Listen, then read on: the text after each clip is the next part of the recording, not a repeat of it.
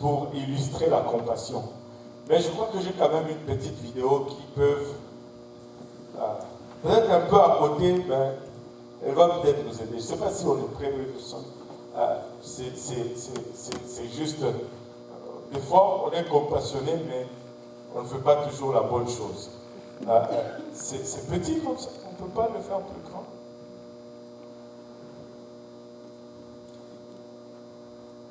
On ne peut pas être plus grand. Mais ça prend des jumelles pour... Il n'y a pas un carreau là sur lequel on clique, puis ça devient grand, comme sur mon ordinateur. Voilà, là, il y a un carreau. Bon, il n'y a pas de son. Regardez ça. Vous arrivez et votre voiture est vraiment coincée. Vous ne savez pas quoi faire. Bon, mais vous devez partir. Bon, après, dans votre voiture, vous essayez de vous donner le plus de chances possible pour sortir. Vous reculez un peu. Avancez un tout petit peu. Encore un petit peu. Vous n'êtes pas trop sûr. Vous sortez pour voir. Et puis vous embarquez encore. Vous avez une idée maintenant de la distance entre les voitures. Vous sortez, vous regardez un peu. Et là, vous reculez encore. Et là, vous voulez. Il y a ces bons samaritains qui viennent. Et qui disent, je vais vous aider. Attendez, recule, recule. C'est bon. C'est bon, c'est bon. Attends. Avance. Allez, coupe, avance. C'est bon. Recule. Des fois, ça c'est la compassion. C'est un passant qui est compassionné. Il te voit essayant de sortir, coincé, et il prend tout son temps pour te donner un coup de main. On n'en trouve plus beaucoup de bons samaritains comme ça de nos jours. Et finalement, la voiture est sortie. Tu lui dis merci. Merci beaucoup. Et là, il embarque dans sa voiture.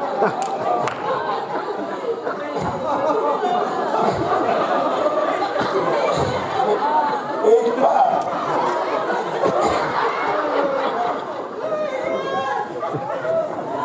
Bon. Ça, c'est la compassion.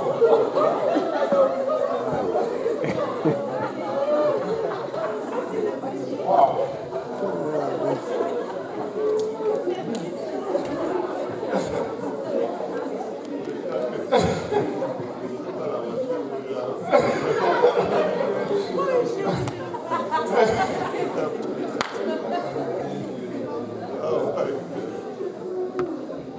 Nous devons porter attention aux besoins des autres.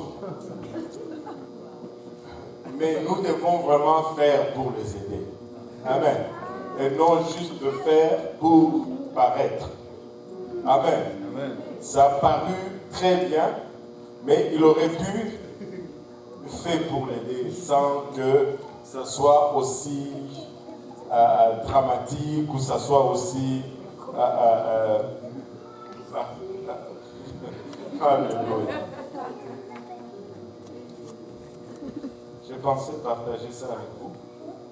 Mais non, nous allons parler de la parole de Dieu. L'évangile de Jean. Qui a déjà lu l'évangile de Jean? D'autres n'ont pas encore lu l'évangile de Jean. Maureen, tu n'as jamais lu l'évangile de Jean? Je n'ai pas vu ta main. Qui a déjà lu l'évangile de Jean? Là, tout le monde lève les mains, de peur qu'on s'y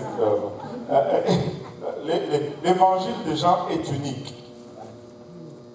Il n'y a pas un livre comme l'évangile de Jean. De la même façon qu'il est dit du livre de Luc, que c'est le livre le plus beau à être écrit du point de vue de la prose et du style de l'écriture. Mais quand on regarde on regarde l'évangile de Jean, je pense qu'il n'y a pas un livre aussi profond à être écrit en ce qui concerne l'identité de notre Seigneur Jésus-Christ. L'évangile de Jean est unique parmi les 4 évangiles. Quand vous lisez Matthieu, Matthieu commence avec une généalogie de Jésus-Christ. Et quand vous lisez Marc et Luc commencent avec le ministère de Jean-Baptiste. Mais quand vous arrivez à l'évangile de Jean, Jean commence d'une façon particulière, il commence d'une façon unique. Le début de l'évangile de Jean ne fait penser à rien d'autre qu'au livre de Genèse.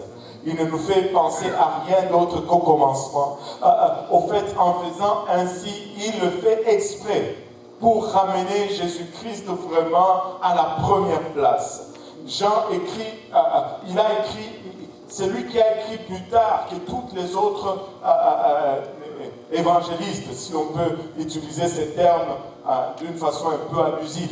Il a écrit plus tard que tous les autres écrivains des évangiles. Jean a écrit presque 60 ans après la naissance de l'Église. Non, pas presque, au moins 60 ans après la naissance de l'Église. Marc avait déjà écrit, Luc avait déjà écrit, Matthieu avait déjà écrit.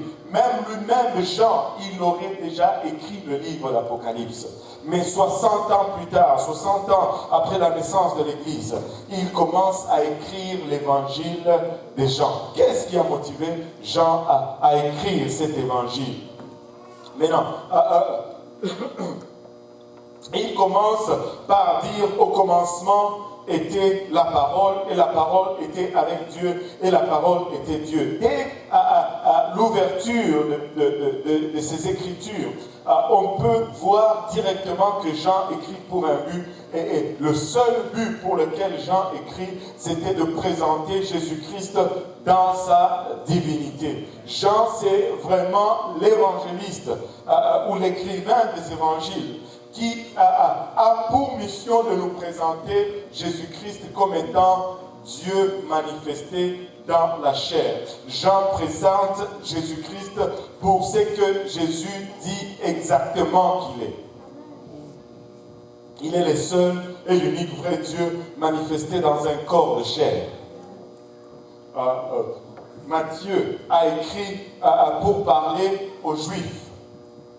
Dans le livre de Matthieu, tu vas trouver très souvent ces dictons qui déclarent, qui fait référence plutôt à l'Ancien Testament. Ceci arriva comme cela est écrit dans les Écritures. Ceci arriva comme disent les Écritures. Ou ceci arriva comme dit tel ou tel prophète. Matthieu, quand il écrit, il est vraiment en mission pour convaincre les Juifs. Marc, quand il écrit, il a les Romains en tête. Et Marc présente Jésus-Christ comme étant le serviteur parfait. Tout de suite, il va là. Tout de suite, il fait ceci. Tout de suite, il fait cela. Marc présente vraiment Jésus-Christ comme le serviteur parfait. Et Marc, quand il écrit, il avait les Romains en tête. Luc, quand il écrit, comme on y a fait référence, Luc s'est beaucoup appuyé sur la beauté de l'écriture. Quand on voit l'ouverture de l'évangile de Luc, on voit à qui il a écrit. Un monsieur grec qui devait être une personne noble, une personne très riche. On voit dans l'écriture de Luc cette beauté de l'écriture, ce souci de l'écriture. Et Marc, plutôt Luc, sollicite ainsi la pensée grecque qui était plutôt appuyée sur l'intelligence, qui recherchait la perfection ou l'intellect. Luc écrit avec les Grecs en tête. Mais quand Jean commence à écrire, il ne cherche pas à convaincre les Juifs, il ne cherche pas à convaincre les Romains, il ne cherche pas à convaincre les Grecs, mais il cherche à convaincre et les Grecs, et les Romains, et les Juifs ensemble, qui sont réunis dans le seul corps qui est l'Église de Dieu. Il est en train d'écrire aux chrétiens, il est en train d'écrire à vous et à moi que Jésus, en qui vous avez mis votre confiance, n'était pas seulement un enseignant extraordinaire. Jésus, en qui vous avez fait confiance n'était pas seulement un grand philosophe, il n'était pas seulement un grand prophète ou l'un des prophètes, mais il est Dieu manifesté dans la chair comme il le déclare lui-même dans ses écrits. C'est pourquoi il est le seul écrivain des évangiles qui mentionne délibérément les énoncés de je suis ou les déclarations de je suis. Jésus en a fait plusieurs dans sa vie, mais c'est Jean qui prend soin de les enregistrer et de les mentionner dans son livre. Jésus a dit à plusieurs reprises je suis. Il dit par exemple je suis le pain de vie. Il dit, je suis la lumière du monde, je suis la porte, je suis le bon berger, je suis la résurrection et la vie, je suis le chemin, la vérité et la vie.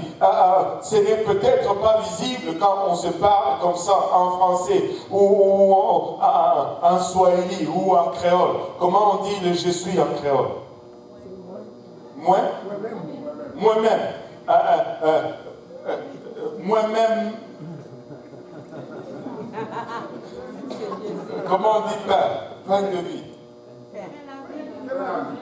Ah, bon, là vous me donnez juste de mots français.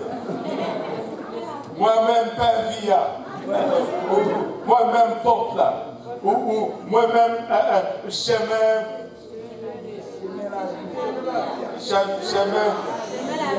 la via. Je parle presque, je parle déjà 50% de créole. Alléluia. Ça ne se voit pas en créole quand on le traduit en créole. Ça ne se voit pas en français quand on le traduit en français. Ça ne se voit pas en swahili quand on le traduit en swahili.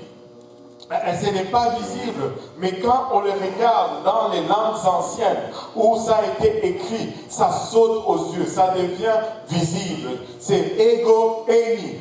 Ce n'est pas le je suis du verbe être, c'est le je suis qui remonte du temps de Moïse, lorsque Moïse se tient devant le buisson et que Dieu lui dit je suis celui qui est. Ce n'est pas je suis congolais. Non,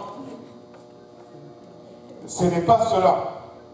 C'est l'ancien « je suis ce que je suis ». J'ai entendu un prédicateur qui disait quand Moïse a entendu le « je suis », oui, on dit « je suis », mais si tu veux vraiment l'entendre dans l'hébreu, c'est quelque chose de long. Et il disait quelque chose comme, bon, moi je ne suis pas hébreu, et il y a plusieurs choses, et ça signifie en fait qu'il est tout. Et je suis ce que je suis. Et maintenant, Jésus qui circule partout en Galilée, il est en train de déclarer Ego Eimi, Ego Eimi, Ego Eimi. C'est que les Juifs n'osaient même pas prononcer. C'est que les Juifs avaient peur de déclarer par crainte de blasphémer.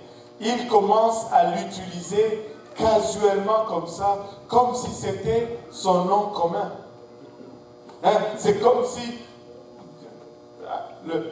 je ne sais pas, je prends le frère Snyder, c'est comme si le frère Snyder commence il court ici, Dieu donné, il court là, Dieu donné, quelqu'un va lui tirer les oreilles, il dit, hey, c'est le nom du pasteur. Amen. Mais si c'est moi-même qui, je vais ici, Dieu donné, je vais ici, on va dire, mais c'est son nom. Mais la même chose avec Jésus-Christ. Quand il dit Ego Eimi, il a le droit de le dire parce que c'est son nom. Il a le droit de le déclarer parce que c'est son nom. Il utilise cela casuellement parce que c'est son nom. Il est le seul et l'unique et le véritable Dieu. Il n'y en a point un autre à ses côtés. Alléluia. Et vous savez, de nos jours, les théologues ou les théologiens ne l'ont pas. Vous savez, j'ai parlé, je pense que c'était avec le frère Jean-Yves. Il m'a parlé d'un expert en Trinité qui débat avec plusieurs de nos anciens. Et il me parlait d'un argument sur la divinité. Il dit, il était en débat avec des musulmans. Là, les musulmans lui disent, mais toi tu dis que Jésus est Dieu.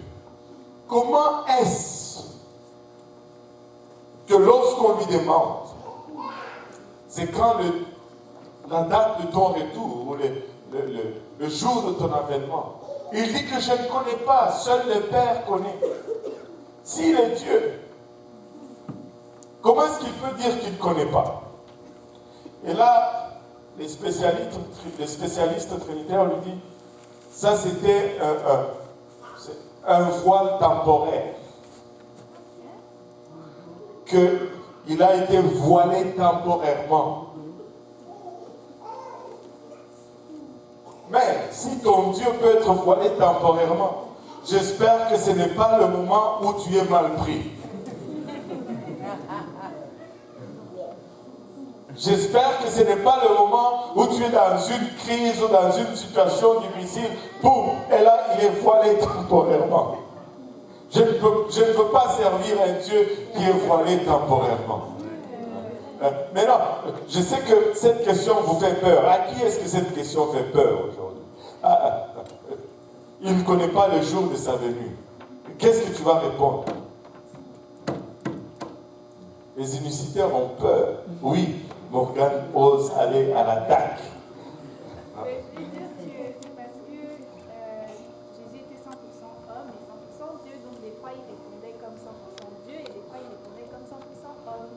Et en tant qu'homme, il ne sait pas la date. Et aussi, je pense que peut-être qu'il ne voulait pas non plus dire la date. C'est ça, très, très simple. Et vous savez, ajoute-y un peu d'épices, de piment. Les exemples ailleurs dans la Bible sont toujours plus puissants et plus éloquents. Le raisonnement est parfait. Mais ajoute-moi maintenant un autre exemple où il a agi comme ça.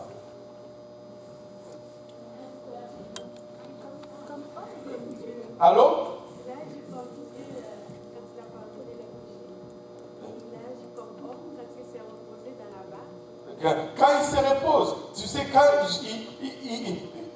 il dort dans la barque, il agit tout simplement comme un homme. Il était à 100% homme et à 100% Dieu. Et il avait le prérogative, et il a le prérogative d'agir comme un homme. Il peut agir comme un homme à 100% sans que ça ne soit un problème. Et il peut agir comme Dieu à 100% sans que ça ne soit un problème parce qu'il est à 100% homme et il est à 100% Dieu.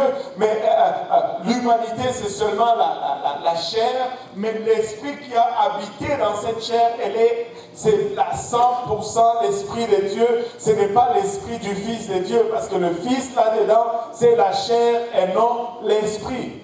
Amen. Et quand il dit il a faim, Dieu n'a jamais faim.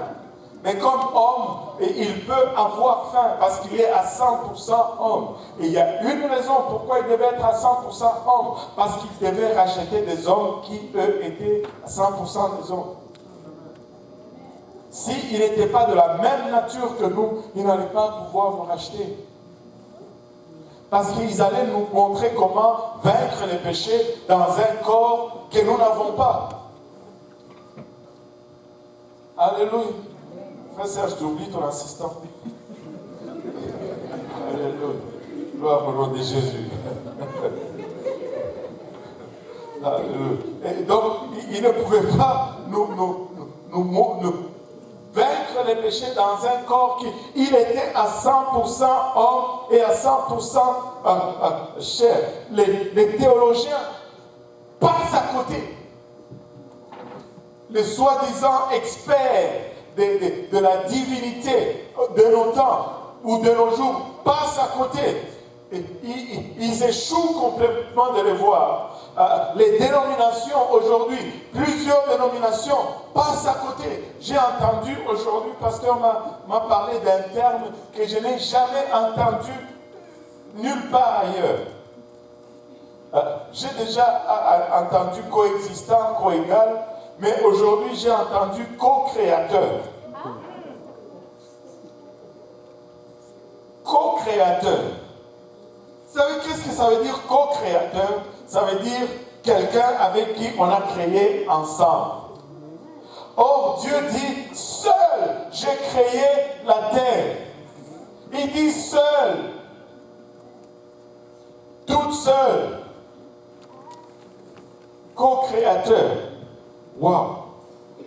Quand tu utilises le terme co-créateur, ça implique directement une multiplicité de créateurs. Un seul créateur, un seul Dieu, un seul sauveur. Amen. Mais, que tout le monde dise mais les pharisiens que les religieux accusent aujourd'hui, les pharisiens que les théologiens accusent aujourd'hui, eux ne l'ont pas manqué. Nous parlons des pharisiens, mais eux, ils ont vu que Jésus a dit qu'il était Dieu. Ils l'ont vu, eux. Tous ces hypocrites religieux, eux, ils l'ont vu. Sur ces points, ils sont en avance sur nous. Enfin, pas sur nous, mais sur les autres. Alléluia. Ils ont très bien compris et c'est pourquoi ils ont pris des pierres pour le lapider. Vous savez, Jésus dit, avant qu'Abraham fût, je suis. Avant qu'Abraham fût, je suis. Un jour, le Seigneur m'a inspiré de dire ceci, grammaticalement incorrect, mais théologiquement correct. Avant qu'Abraham ne fût, je suis. Ça devait être avant qu'Abraham ne fût, j'étais. Mais il dit, je suis. Pourquoi je suis? Parce que c'est ego eimi. Je suis de l'Ancien Testament. Le je suis du buisson ardent. Le je suis que Moïse a déclaré au peuple d'Israël que c'est lui qui m'a envoyé. C'est celui qui s'appelle je suis. C'est celui qui dit que je suis celui qui est. Alléluia. Même pas je suis celui qui est, plutôt je suis ce que je suis.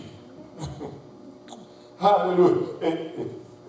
Car, regardez, c'est dans le même chapitre, je ne sais pas s'il y a quelqu'un qui a déjà passé du temps sur le chapitre 8 du livre de Jean.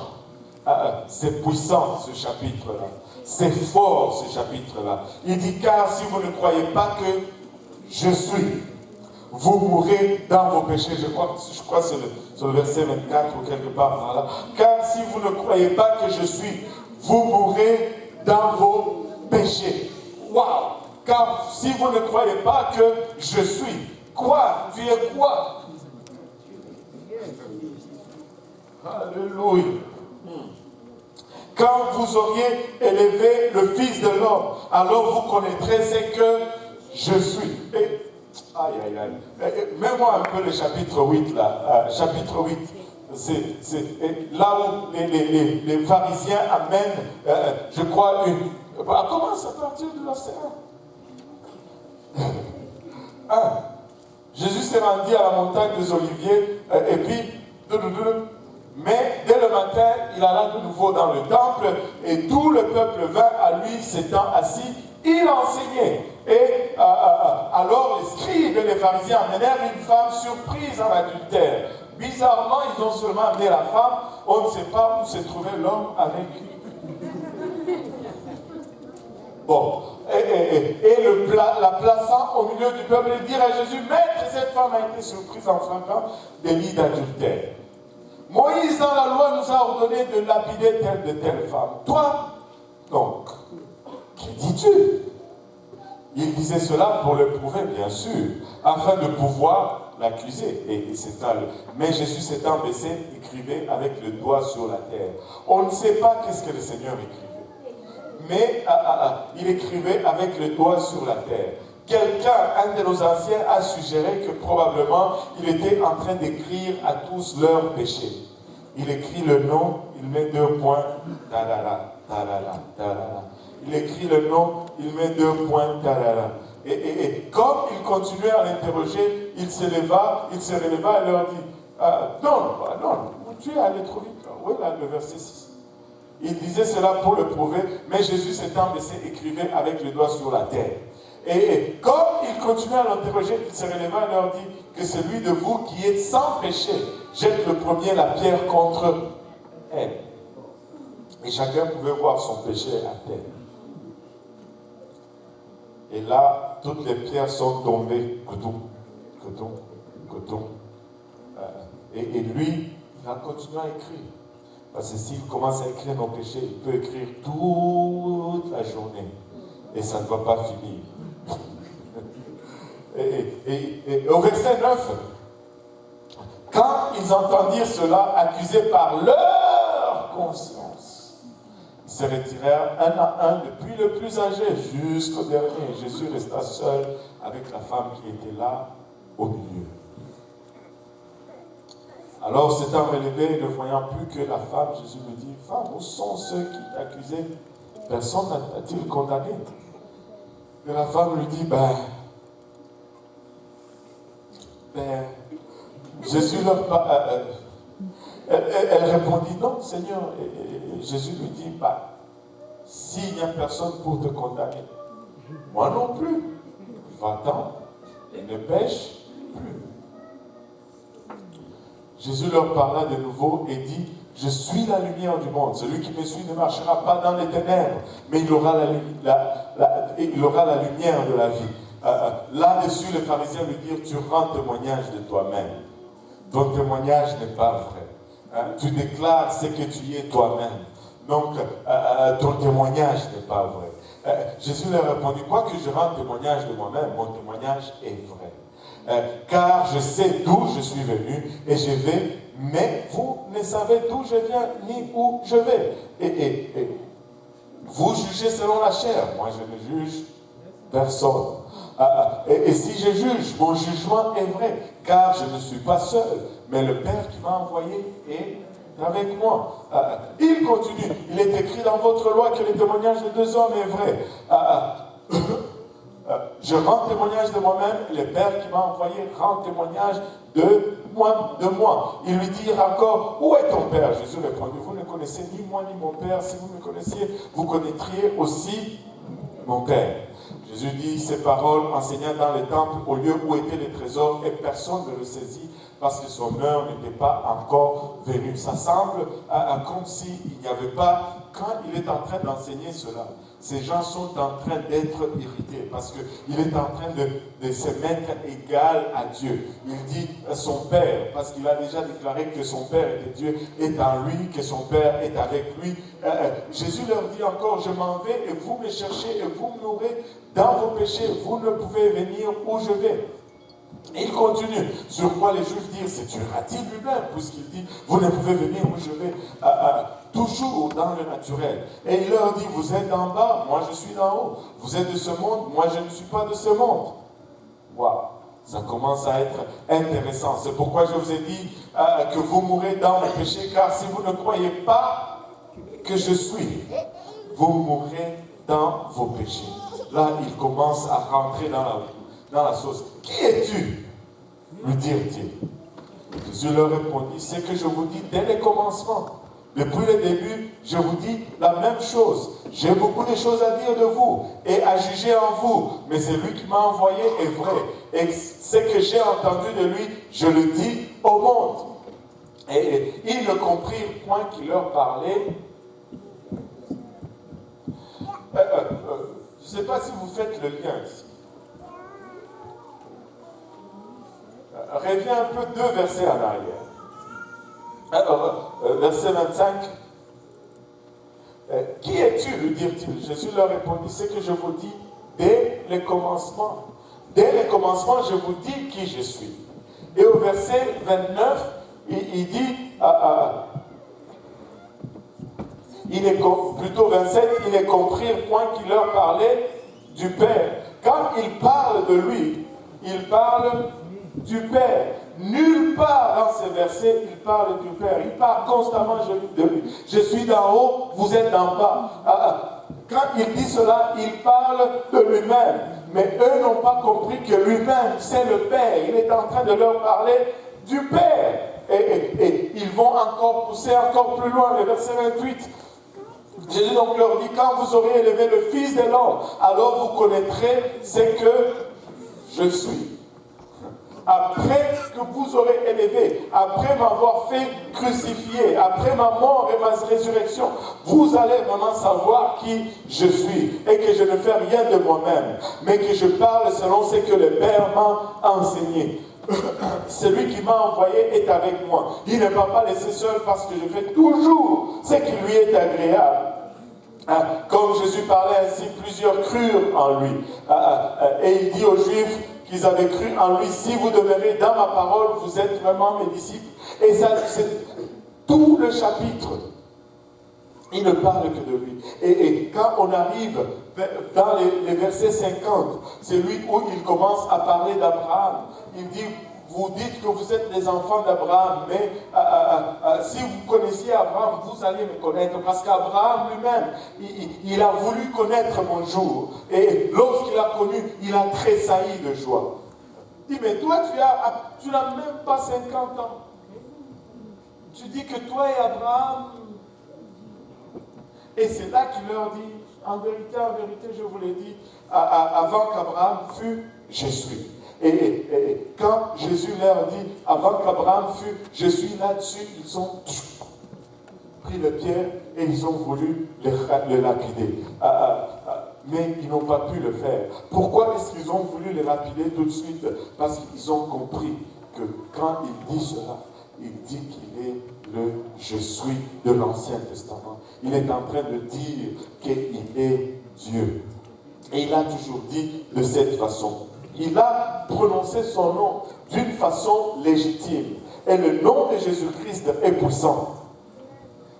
Le nom de Jésus est puissant. Le nom de Jésus est puissant. Le nom de Jésus change des vies.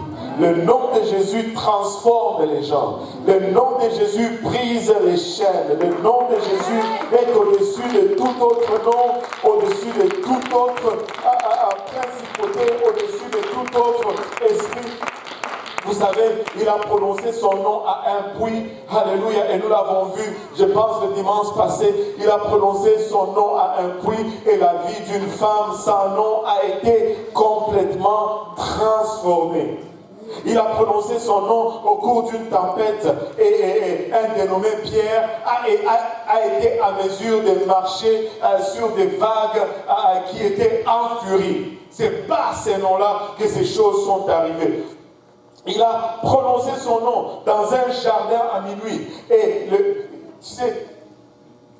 toute une bataillon de soldats sont tombés. Qui cherchez-vous? Jésus de Nazareth. Je suis. Il se relève. Qui cherchez-vous? Jésus de Nazareth. Igo Amy. Comme un cordon de bois qu'on pousse. Ils sont tombés tous. Le nom de Jésus-Christ est puissant. Le nom de Jésus-Christ guérit les maladies. Le nom de Jésus-Christ délivre de toute forme d'addiction. Le nom de Jésus-Christ peut briser même les malédictions familiales, traditionnelles qui ont œuvré dans nos familles de génération en génération. Mais quand tu brandis le nom de Jésus-Christ, ça s'arrête. Ça s'arrête. Le nom de Jésus-Christ est puissant. Alléluia. Et Jean nous donne la révélation de qui est Jésus-Christ. Maintenant, regardez ceci. Depuis le début de l'évangile de Jean, Jean est en mission pour nous dire que Jésus c'est Dieu. Jésus c'est Dieu. Et Jésus c'est Dieu. Il est le je suis. Il est encore le je suis. Il est le créateur de tous. Et quand il arrive à la fin de son évangile, ce n'était que logique, que tout le monde dise logique, qu'il finisse avec une puissante déclaration de la divinité de Jésus-Christ. Et quand on arrive au chapitre 20, on voit Jésus-Christ crucifié, il est ressuscité, il apparaît aux disciples pour la première fois. Et Thomas n'est pas là. Il a manqué le premier service, il a manqué le service à l'église de l'Est.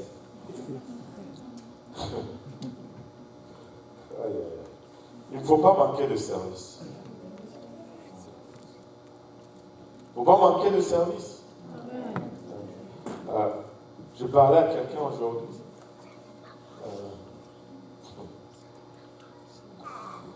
La personne me dit, j'ai promis à Dieu d'être à l'église une fois par semaine. J'ai dit, c'est bon. Oh, c'est bon. Oh, certains d'entre vous veniez à l'église seulement à Pâques. Et la prochaine fois, après Pâques, qu'on voyait à l'église, c'était Noël. C'est un début. J'ai dit, c'est bon. Mais après cela, il faut faire un petit peu plus. Il faut faire un petit peu plus. J'ai dit cela pour vous dire, il ne faut pas manquer de service. Quand vous manquez de service, vous manquez toujours quelque chose. Et il y a de ces choses qui se passent dans le service qui ne se répliquent pas. Il y a un mouvement, une atmosphère, une présence que tu ne peux pas dupliquer. Quand tu suis en ligne, vous qui suivez en ligne, vous manquez quelque chose. Mais non, regardez.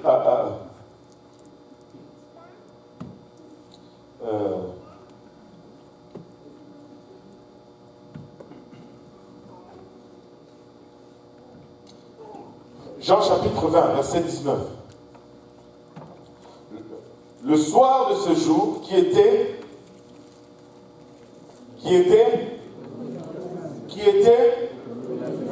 le premier jour de la semaine, c'est-à-dire un dimanche. Allez montrer ça aux sabbatistes. Le soir de ce jour, qui était le premier jour de la semaine, les portes du lieu où se trouvaient les disciples étaient fermées à cause de la crainte qu'ils avaient des Juifs. Jésus vint, se présenta au milieu d'eux et leur dit, la paix soit avec vous. Et quand il lui dit cela, il leur montra ses mains et son côté. Les disciples furent dans la joie en voyant le Seigneur. Il était mort, crucifié, et là, il revient, il se montre devant eux, et ils sont contents. Il leur montre la preuve de sa mort, ils se réjouissent. Jésus leur dit de nouveau, la paix soit avec vous comme le Père m'a envoyé, moi aussi je vous envoie. Après ces paroles, il souffla sur eux et leur dit, recevez le Saint-Esprit. Ils n'ont pas reçu le Saint-Esprit, là, on fera une étude après. Il leur montrait seulement comment recevoir le Saint-Esprit et ce qui allait arriver lorsqu'ils allaient recevoir le Saint-Esprit. Et ceux à qui vous pardonnerez le péché, ils leur seront pardonnés. Et ceux à qui vous le retiendrez, ils leur seront retenus. Et regardez le verset 24. Thomas, appelé Didyme, l'un des 12, n'était pas avec eux lorsque Jésus vint. Les autres disciples lui dirent donc, nous avons vu le Seigneur. Mais Thomas était un douteux. Mais il leur dit, si je ne vois dans ses mains la marque de ses clous, et si je ne mets mon doigt dans la marque de ses clous, et si je ne mets ma main dans ses côtés, je ne croirai point. Il dit, si je ne le vois pas de mes yeux, je ne peux pas le croire. 8 jours après, les disciples de Jésus étaient de nouveau dans la maison. 8 jours après. Quand tu comptes 8 jours après un lundi, tu tombes sur un autre lundi. Et 8 jours, quand tu comptes après un dimanche, tu tombes sur un autre dimanche. Donc, les disciples se réunissaient chaque dimanche. Allô? Chaque dimanche. 8 jours après, les disciples de Jésus étaient de nouveau dans la maison. Alléluia. Et Thomas s'est trouvé cette fois-ci, il ne voulait pas manquer le service. Vous voyez, quand on vous dit, wow, le service de dimanche passé, c'était chaud. Vous savez, il y avait une présence. Là, tu te dis, ah, aïe, aïe, aïe. Et là, tu t'assures pour être là. l'autre service. Et des fois tu viens, bon, ce n'est plus la même chose. Tu as manqué. 8 jours après, les disciples de Jésus étaient de nouveau dans la maison et Thomas s'est trouvé avec eux. Jésus vint, les portes étant fermées, se présenta au milieu d'eux et dit, la paix soit avec vous. Puis il dit à Thomas, avance ici ton doigt et regarde mes mains, avance aussi ta main et mets-la dans mon côté et ne sois pas incrédule, mais crois. Mais crois. Il dit, regarde la preuve de qui je suis.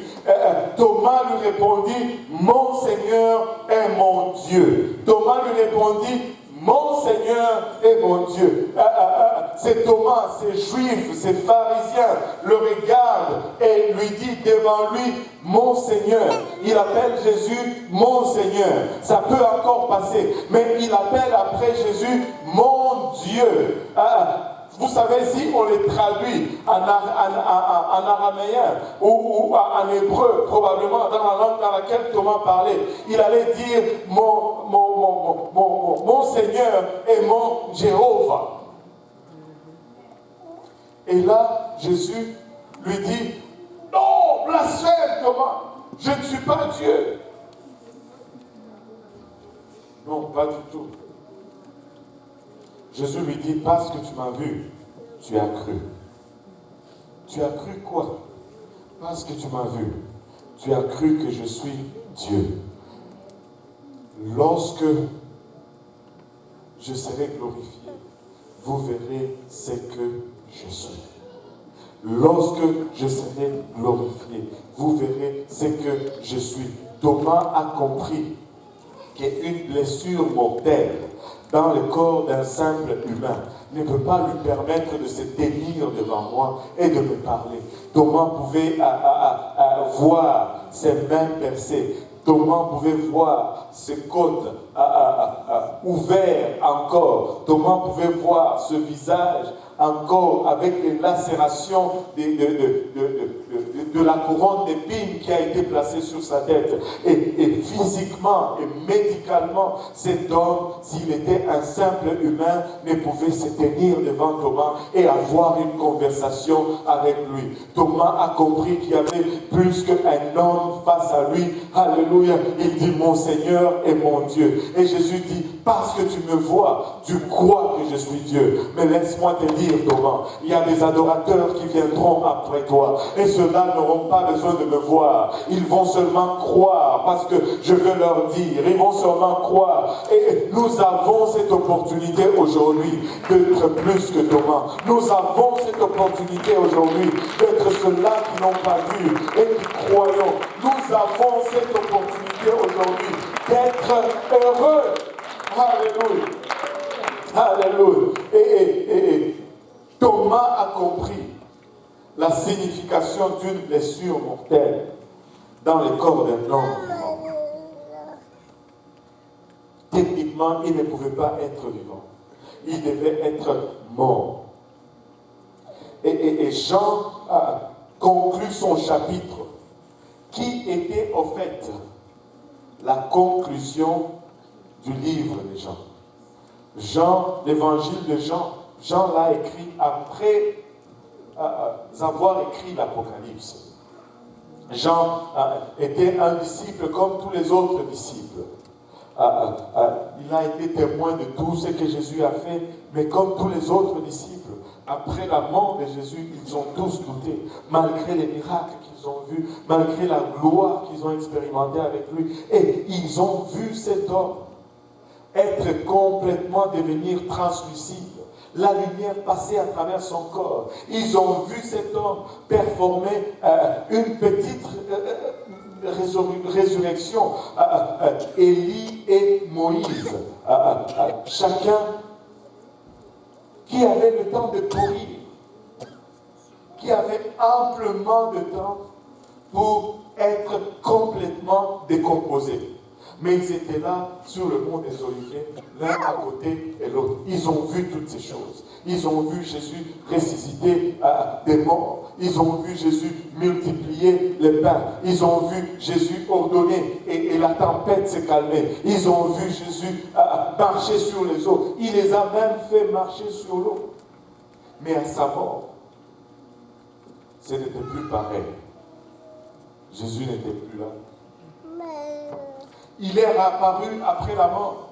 Ça a dû leur donner quelque chose. Laissez-moi vous dire ceci. Il y a un de nos anciens qui nous enseignait, qui disait, une des preuves de la résurrection de Jésus-Christ, et j'ai même déjà utilisé cette ligne, mais je commence à l'utiliser avec un peu de réserve. Une des preuves de la résurrection de Jésus-Christ, c'est la transformation des apôtres après sa mort. Vous savez, quand Jésus-Christ a été arrêté, ils sont tous disparus. Quand Jésus-Christ a été condamné, ils ont tout fui, ils ont tous abandonné. Bien que Jésus leur avait dit, vous allez tous me fuir. Ils ont fui quand même. Il a été crucifié, ils étaient dispersés.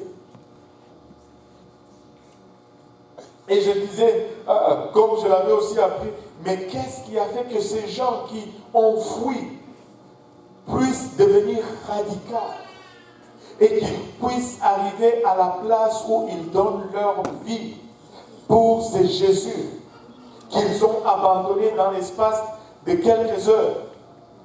Probablement, ils l'ont vu ressusciter. Mais laissez-moi vous dire aujourd'hui, ici en ce lieu, le voir ressusciter, ce n'était pas encore assez. Ils l'ont vu ressusciter, mais ils s'enfermaient encore dans des chambres. Ils l'ont vu ressusciter, ils ont parlé avec lui, mais ils avaient encore peur. Ils l'ont vu ressusciter, mais ils n'ont rien fait. Ils ne sont pas devenus zélés parce qu'ils ont vu Jésus ressusciter.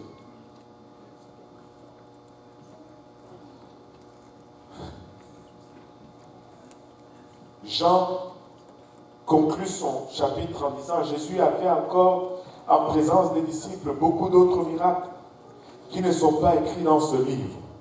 Mais ces choses ont été écrites afin que vous croyez. Il dit, il a fait beaucoup de choses qui ne sont pas écrites dans le livre. Mais ce qui a été écrit a été spécifiquement choisi pour que vous croyiez. Il a fait beaucoup de miracles. Et pour que vous croyiez, cela a été écrit. Mais ces choses ont été écrites. Regardez le verset 31, Jean 30 et 31. Jésus a fait encore en présence de ses disciples beaucoup d'autres miracles qui ne sont pas écrits dans ce livre. Mais regardez ceci. Mais ces choses ont été écrites afin que vous croyiez que Jésus est le Christ, le Fils de Dieu, et qu'en croyant, vous ayez la vie en son nom. Le nom de Jésus, c'est le nom le plus beau. Le nom de Jésus, c'est le nom le plus puissant. Le nom de Jésus, c'est le nom qui procure la vie. Le nom de Jésus, c'est le nom qui nous délivre de l'esclavage du péché. Le nom de Jésus, c'est le nom qui nous fait entrer dans cette nouveauté de vie à l'abondance. Il n'y a aucun nom comme le nom de Jésus-Christ. Les gens vont lutter, alléluia, pour faire taire le nom de Jésus-Christ. Tu peux tout faire du temps que tu n'utilises pas le nom de Jésus-Christ. Tu peux prêcher comme tu veux, mais ne prêche pas en ce nom. Mais laisse-moi vous dire, si nous ne prêchons pas en ce nom, nous ne prêchons pas du tout. Si nous n'enseignons pas en ce nom, n'enseignons pas alors du tout. Si nous ne prions pas en ce nom, arrêtons de prier, parce que tout se trouve dans le nom de Jésus-Christ.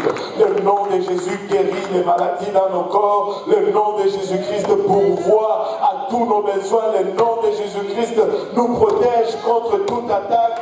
Le nom de Jésus-Christ est une tour forte, et les justes y accourent et trouvent leur refuge dans le nom de Jésus-Christ. Alléluia. Maintenant, ça aurait pu finir avec le chapitre 20. Ça aurait pu s'arrêter là, parce qu'il aurait déjà accompli sa mission. Mais quelque chose s'est passé pour que Jean revienne et prenne encore son crayon et qu'il commence à écrire. Il a conclu son livre. il a rempli sa mission. Il a démontré, et à la fin, avec une démonstration puissante, je me rappelle une fois, j'étais invité dans une maison à Dollars des Ormeaux. Et c'était un groupe de gens qui se disent The Church of Jesus Christ. Et ils prêchent que Jésus n'est pas Dieu. Que Jésus c'est Jésus, mais Dieu c'est Dieu. On est entré dans l'échange de versets.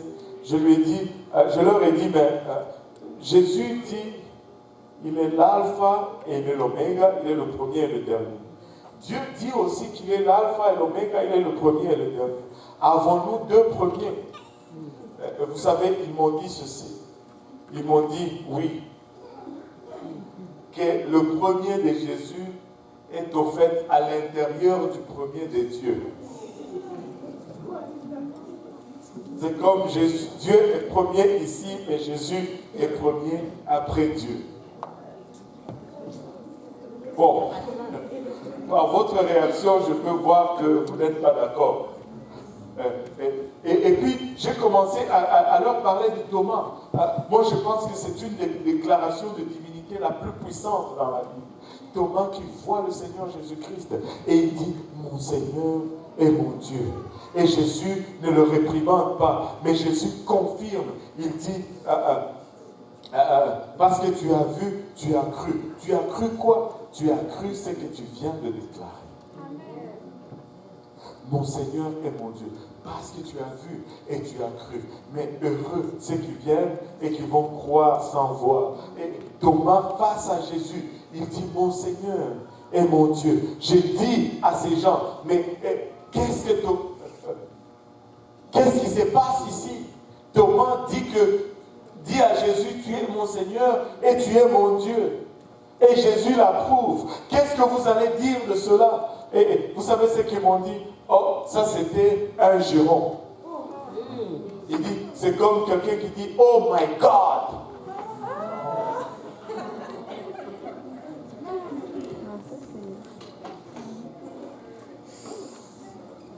J'ai sursauté sur ma chaise. J'ai dit, wow. Et le Seigneur approuve ça.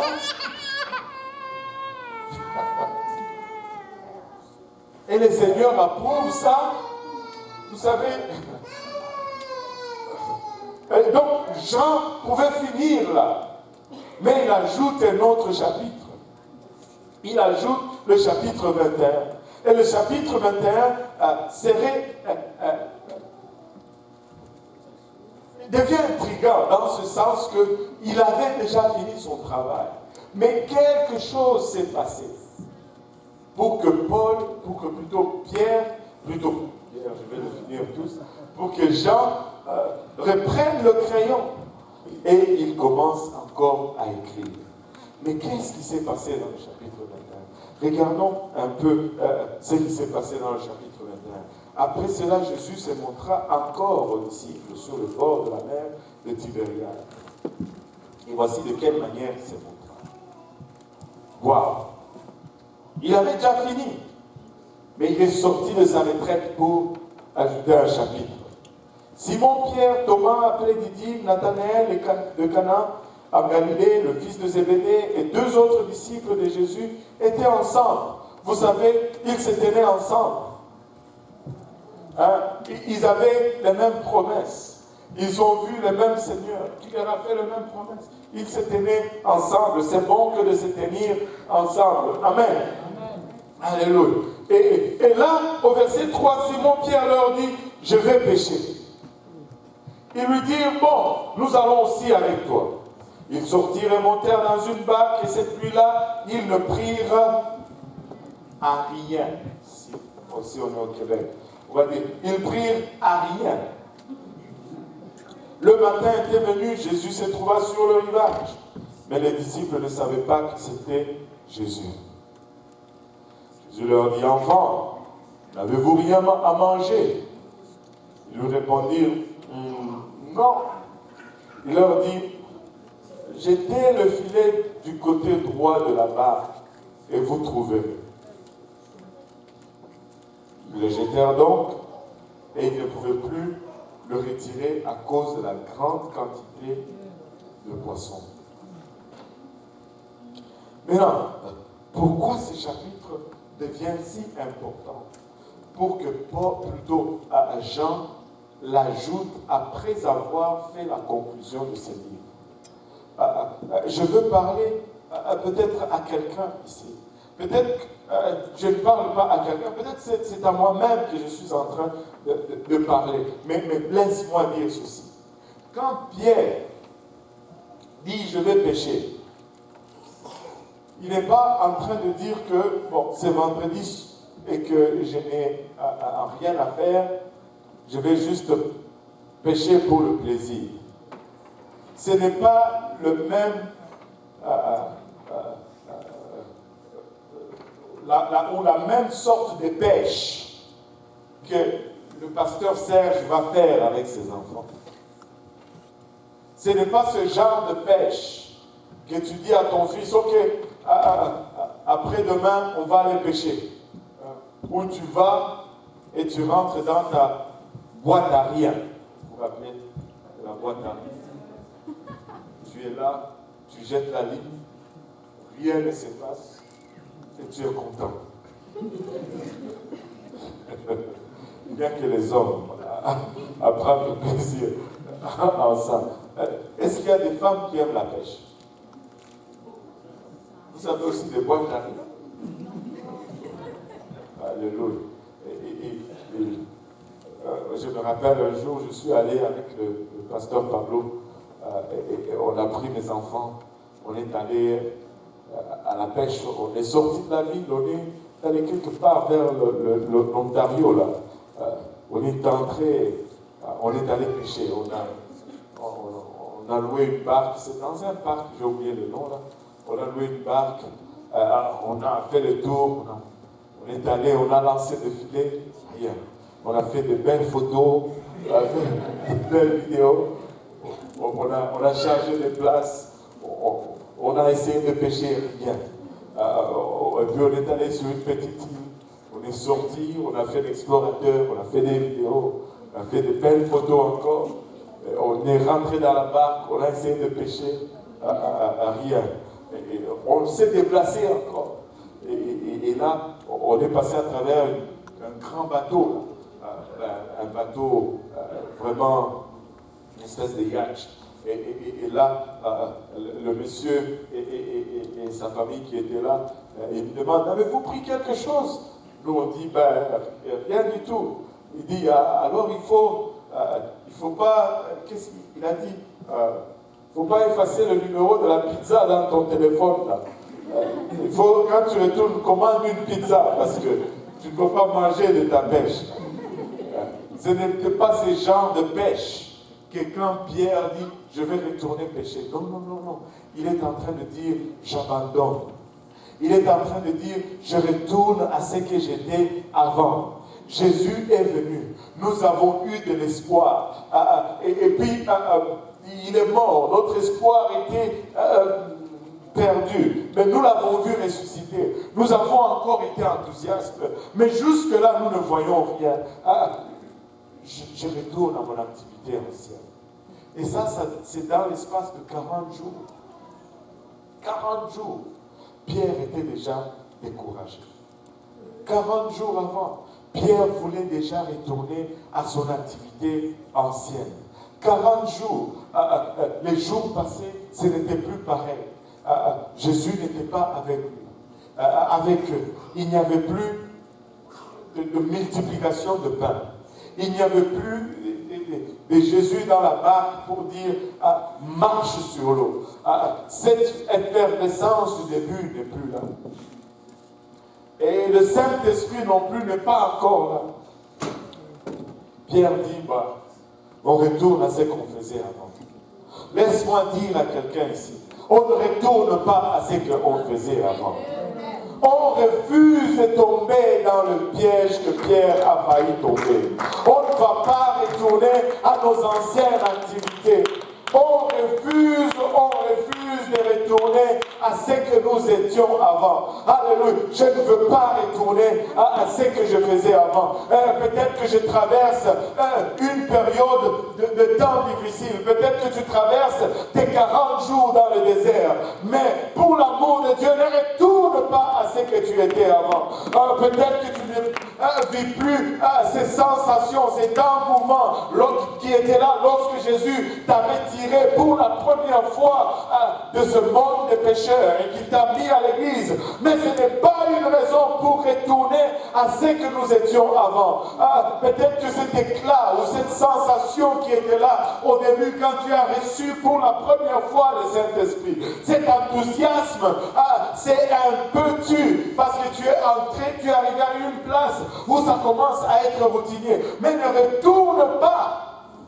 Ne retourne pas à ce que tu étais avant. Tu ne retournes pas. Vous savez, les 2 premières années dans ta marche avec Dieu vont être fabuleux, vont être fantastiques. C'est l'année où le bébé est né. Tout le monde est content à la maison de voir le bébé. Tout le monde veut porter ses bébés. Tout le monde est avec le bébé. Sauf, bien sûr, attends, à qui je parlais là? C'est la sœur Lovely, elle n'est pas là aujourd'hui. Non. Je lui ai demandé, comment va Peter? Il dit, Peter, il demande trop d'attention. Depuis que son frère est né, Jeremiah, il veut tout le temps d'attention. On lui donne de l'amour, moi et le frère Mozart, mais on dirait que ça ne lui suffit pas. Si pour une chose, pour l'autre chose, écoute, des fois dans l'église c'est comme ça. Il y a des bébés nouveau-nés qui rentrent, mais ceux qui étaient là avant, non, nous ne pouvons pas faire cela. Nous ne pouvons pas faire cela. Nous ne pouvons pas faire cela. Et quand nous sommes dans cette phase où nous sommes des bébés et que Dieu prend soin de nous, tu sais, quand le bébé fait caca dans sa couche, on s'empresse. On dit, il faut changer, je ne sais pas moi, 14 couches par jour pour que le bébé n'ait pas l'irritation. C'est comment on appelle le diaper rash? On dit l'érythème fessier. Érythème fessier. Waouh, il y a tout un mot. Érythème fessier. Il n'y a que ceux qui ont fait la formation à la garderie qui connaissent ce mot. Érythème fessier. Mince, j'ai 4 enfants, c'est la première fois que j'apprends ce mot. Érythème fessier. Waouh. Alléluia. Et tu sais, le bébé, on change continuellement. On lui donne, il pleure. Allez, on va chercher sa nourriture et on lui donne. Mais écoutez, quand il commence à avoir 1 an et demi, je vois souvent des petits d'1 an et demi qui sont en train de courir, là, surtout en été, courent avec un petit camisole et une couche. Et la couche est tellement pleine qu'elle pend en bas. Et tu le vois. Là, on ne change plus. On ne change plus à l'heure. Là, on commence à penser plus aux couches qu'aux bébés. Je dépense trop de couches. Il y en a moins dans la boîte. Donc, on en met. Tout le monde dit oui, c'est ça qu'on fait. Amen. Cette phase de début, de lune de miel, c'est un. Mais ce n'est pas pour cela que nous allons retourner à ce que nous étions. Au début, quand tu viens au Seigneur, je te dis, la phase dans laquelle nous voyons le plus de miracles, c'est lorsque vous êtes nouveau-né dans le Seigneur. Peu importe ce que vous demandez, le Seigneur vous l'accorde. Vous priez pour quelque chose, ça vient. Mais plus vous avancez dans l'âge, plus le Seigneur commence à tarder dans l'exécution de ses promesses. Plus le Seigneur commence à attendre de votre part un peu de patience. C'est comme nous faisons dans le naturel. Quand le petit est à 1 mois, il fait seulement le sein dans la bouche. Il fait seulement le sein dans la bouche. Mais à 2-3 ans, attends, maman cuisine. Est-ce que tu peux avoir un peu de patience? Là, on commence à faire Dieu. C'est la même chose, le même processus arrive avec nous. Et Pierre arrive en ce moment où le Seigneur est parti. Le Seigneur, et en plus de cela, il y a tous ces nouveaux qui commencent à rentrer dans l'église. Vous savez, avant, ils étaient juste 12 avec le Seigneur. Et le Seigneur s'occupait de chacun d'eux. Mais vous savez, la Bible nous dit qu'il est apparu à 500 personnes à la fois. Dans la chambre haute, ils étaient 120 personnes. Là, le nombre commence à être nombreux. Et tous ces gens qui sont là, ça devient difficile maintenant de s'occuper de tous ces gens. Et maintenant, il regarde à Pierre, il dit, c'est toi qui étais là au début.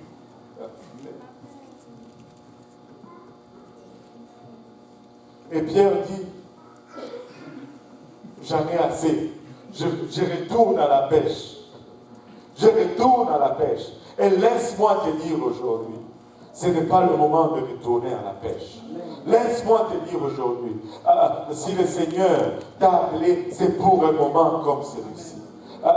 Peut-être qu'il y a plus de gens à s'occuper maintenant. Peut-être que, et vous savez, s'occuper des gens, c'est toujours pénible. Tu sais, ça n'a jamais failli. Quelqu'un va venir me voir, oh pasteur, tu sais, j'ai investi du temps dans le frère Simplice, mais regarde ce qu'il m'a fait. Si je m'arrête et je regarde dans ma vie en arrière, je peux voir aussi là où j'ai investi mon temps en lui. Et il m'a fait ce que le frère Simplice est en train de lui faire. C'est quand tu prends soin d'un bébé, il va faire pipi sur toi. Il va faire caca sur toi. Des fois, tu le nourris avec la bonne nourriture. Tout ce qu'il trouve pour te remercier, c'est puis il vomit sur toi. Mais tu ne le jettes pas parce qu'il a vomi sur toi. Tu ne dis pas, bon, finis avec toi parce que tu as vomi sur moi. Non! Non! Tu ne retournes pas pécher. On peut même jouer, faire un jeu de mots là-dessus. Tu ne retournes pas commettre des péchés. Ne retourne pas à la pêche. Allô? Écoutez, nous traversons peut-être 40 jours. Le Seigneur était 40 jours dans le désert. Nous sommes peut-être en train de traverser d'autres 40 jours. Peut-être nous sommes dans un temps où nous prions et nous ne le sentons plus comme nous le sentions auparavant. Laisse-moi te dire, il est là. Il est toujours là. Ne t'appuie pas sur tes sentiments. Appuie-toi plutôt sur sa parole. Qui déclare qu'il ne te laissera jamais, qu'il ne t'abandonnera point. Tu ne peux peut-être pas voir sa main bouger comme elle bougeait auparavant. Laisse-moi te dire ceci. Il y a encore à manger sur ta table et tu as encore des vêtements à mettre sur ton dos. Cela te suffit pour aujourd'hui. Avance parce que Dieu a d'autres choses à réserve pour toi dans le futur. Peut-être il y a des factures qui commencent à tarder à être rencontrées. Ce n'est pas grave. Au son de la trompette, même les factures vont rester. Nous allons partir. Mais ne retourne pas à la pêche aujourd'hui parce que le Seigneur tarde. Ne retourne pas à la pêche aujourd'hui parce que nous sommes dans 40 jours dans le désert. Ne retourne pas à la pêche. Ne retourne pas à ce que tu étais avant. Persévère, persévère, persévère, persévère. Regarde ton voisin, dis-lui, ne retourne pas pécher. Demande-lui maintenant, de quel péché tu parles? De poisson ou de mauvaises choses?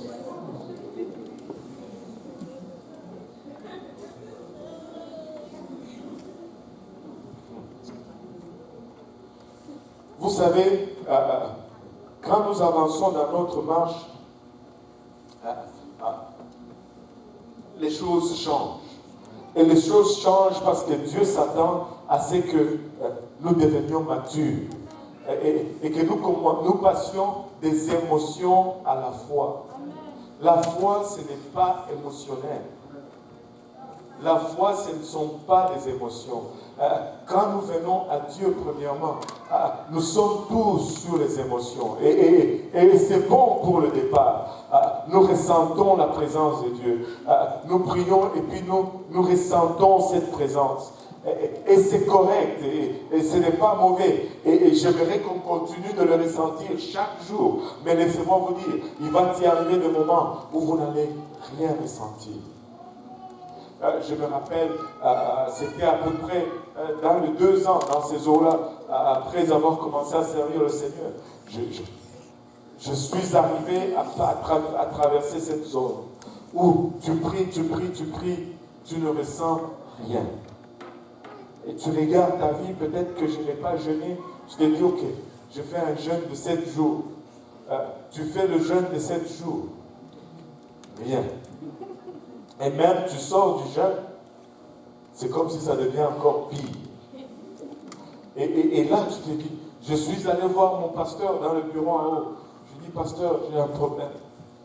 Je lui dis, ok, je rentre, je m'assois, je me dis, je ne sais pas quel péché que j'ai commis, mais ce n'est plus pareil.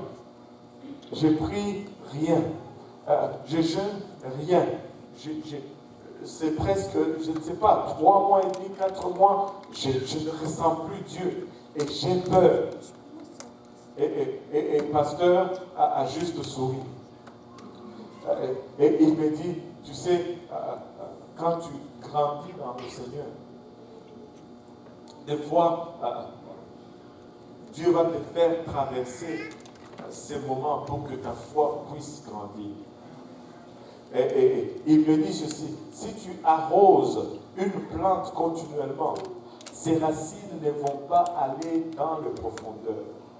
Des fois, il faut moins arroser pour que les racines puissent aller le plus loin possible, pour chercher de l'eau. Et faisant ainsi, l'arbre tient encore plus solide. Et des fois, Dieu va juste se retirer pour que ta foi puisse grandir. Parce que s'il te donne tout le temps, il te fait ressentir tout le temps, ta foi reste superficielle. Tu marches toujours avec les émotions. Mais comme Église, nous devons grandir à la place où nous marchons seulement selon la parole de Dieu. Parce que Dieu l'a dit, nous le croyons. Que nous le voyons arriver ou que nous le ressentions, ça n'a aucune différence parce que nous savons qu'est-ce qui est écrit dans sa parole. Et c'est là où Dieu veut nous faire arriver. C'est là où certains d'entre nous doivent entrer. Nous devons arriver à une place où tu as ou tu n'as pas, tu sais que ton Dieu a pourvu déjà à ton besoin. Nous devons arriver à une place où, guérison ou pas, nous savons que Dieu m'a déjà guéri. Tu dois arriver à une place où tu enseignes, tu les vois venir, même s'ils ne sont pas encore dans l'eau. Nous devons arriver à cette place et c'est crucial à notre croissance. C'est crucial à notre croissance. Je veux appeler quelqu'un aujourd'hui à ne pas retourner à la pêche. Ne retourne pas à la pêche. Regarde ton voisin, dis-lui ne retourne pas à la pêche.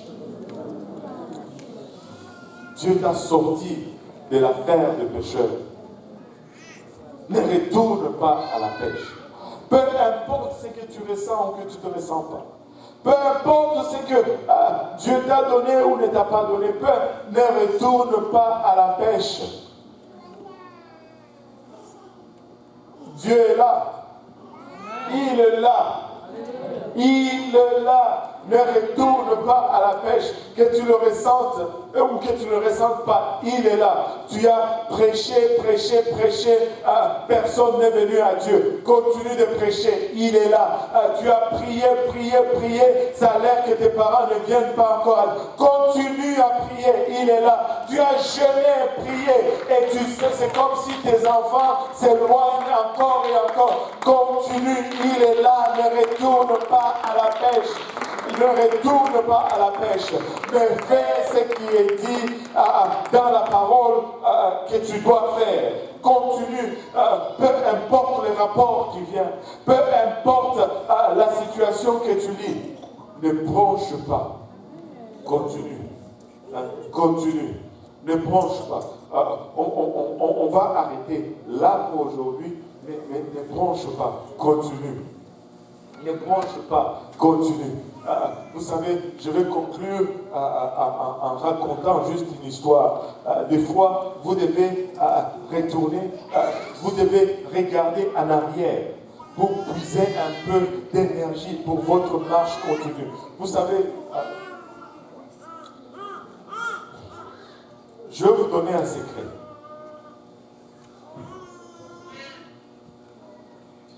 C'est toujours un encouragement pour un prédicateur quand il voit les gens venir à l'église.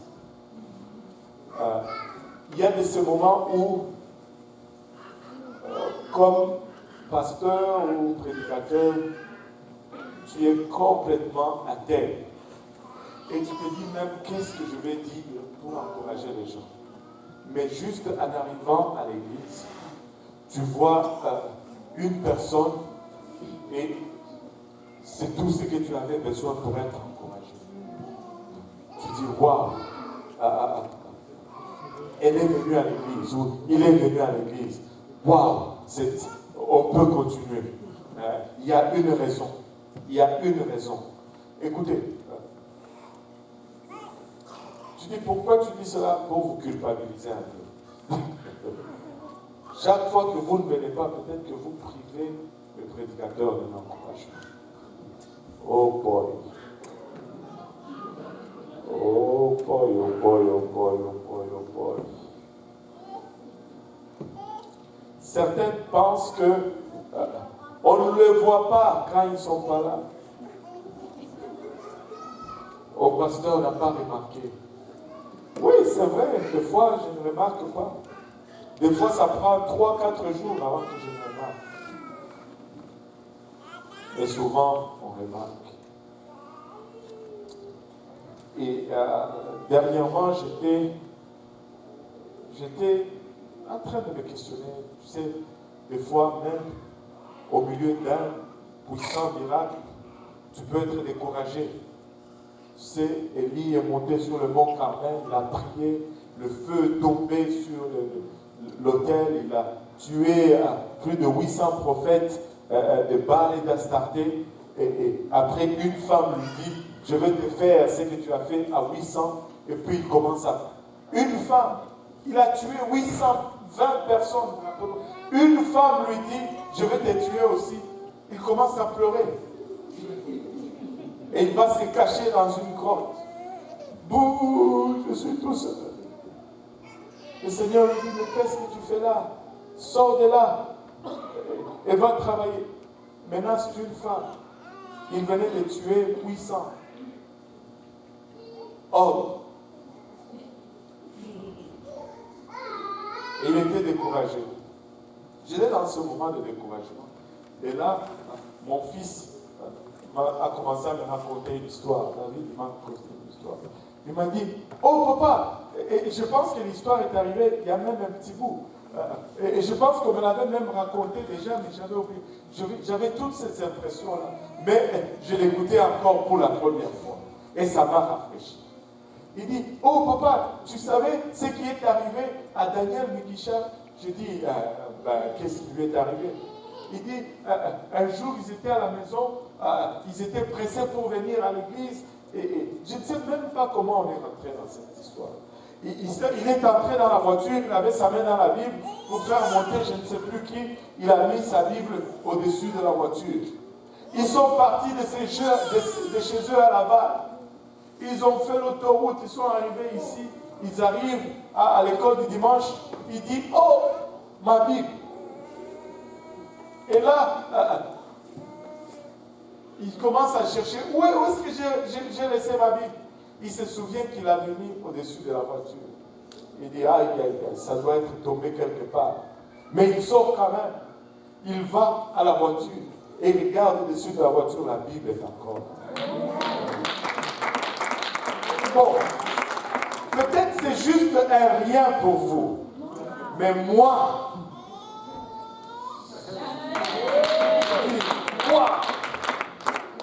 hey, écoute, j'ai déjà perdu plusieurs choses dessus ma voiture. Et je vous dis, ça n'a même pas pris 2 virages. Pour ceux qui connaissent chez moi là.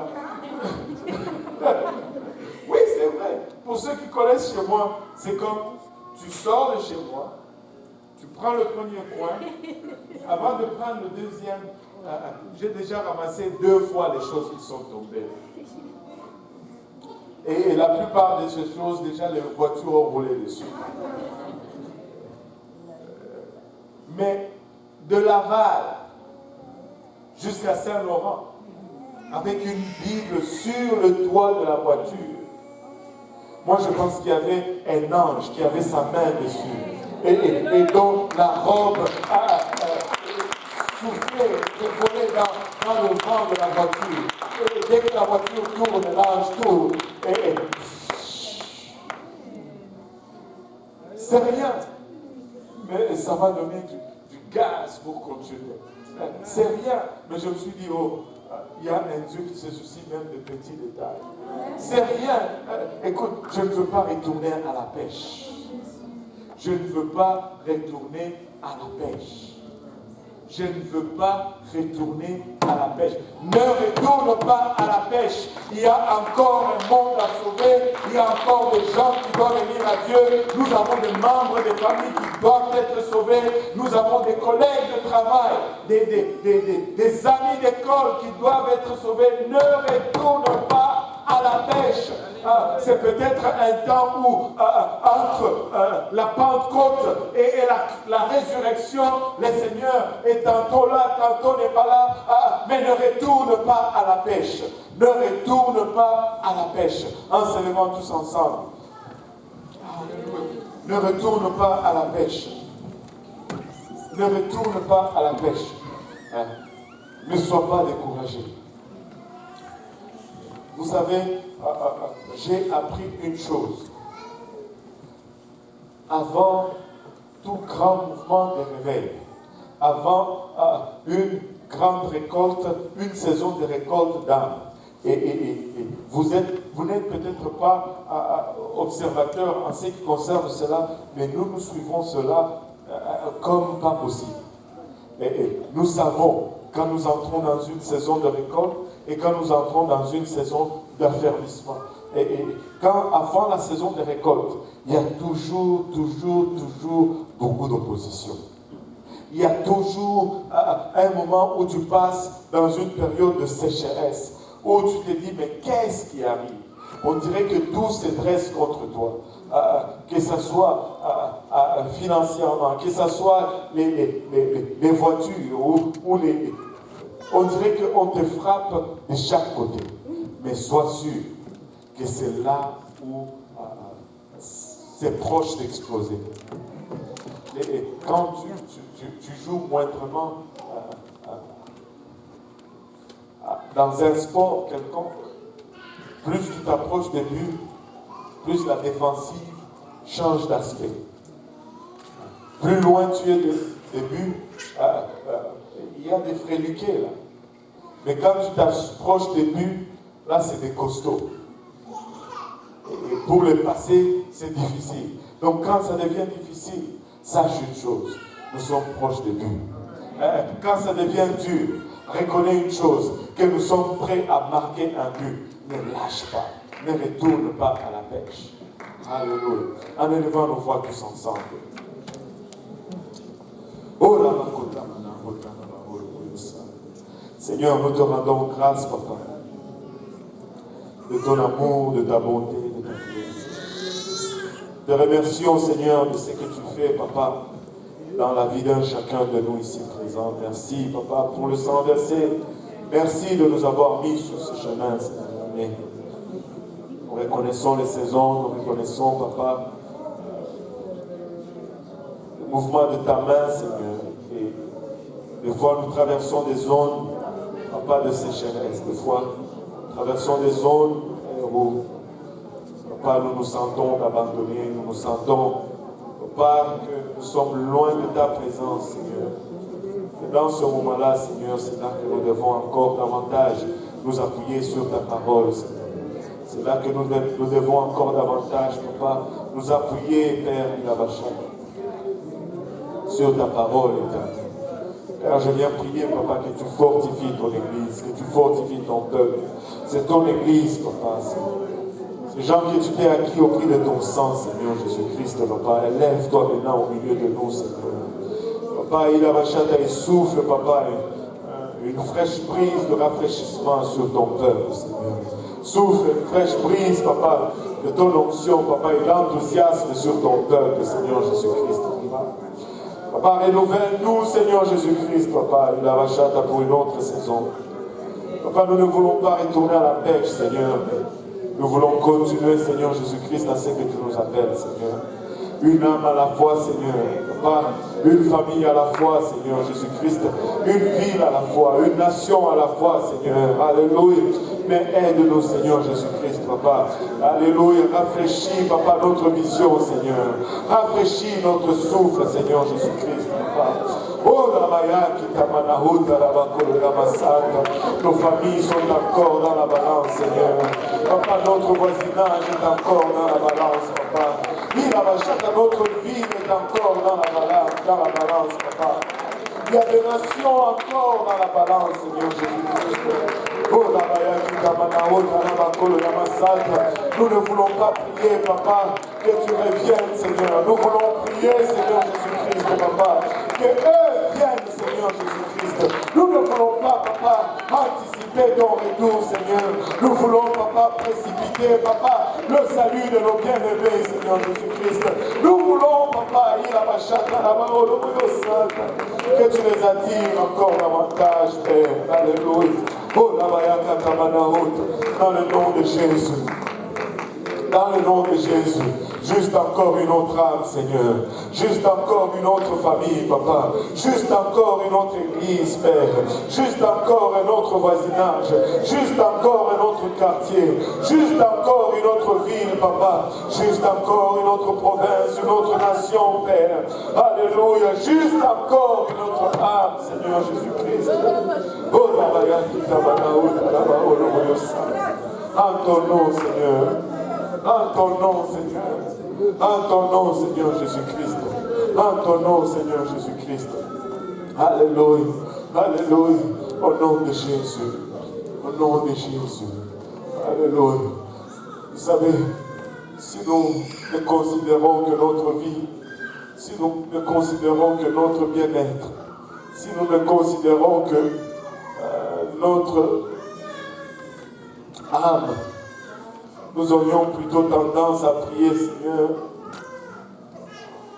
Même ainsi, Seigneur, reviens, Seigneur Jésus-Christ. Mais si nous commençons à regarder les âmes à venir, si nous commençons à regarder nos familles qui doivent être sauvées, notre prière change. Et nous disons, Seigneur, que eux viennent d'abord. Que eux soient d'abord sauvés, Seigneur.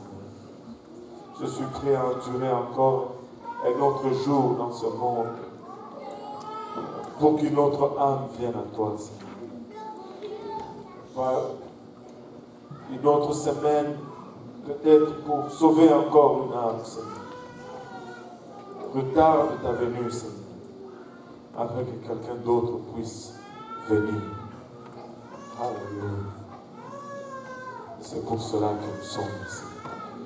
Et nous n'allons pas retourner à la pêche. Alléluia. Regarde ton voisin et dis-lui, je ne veux pas retourner à la pêche. Alléluia. Serre la main de ton voisin au nom de Jésus-Christ.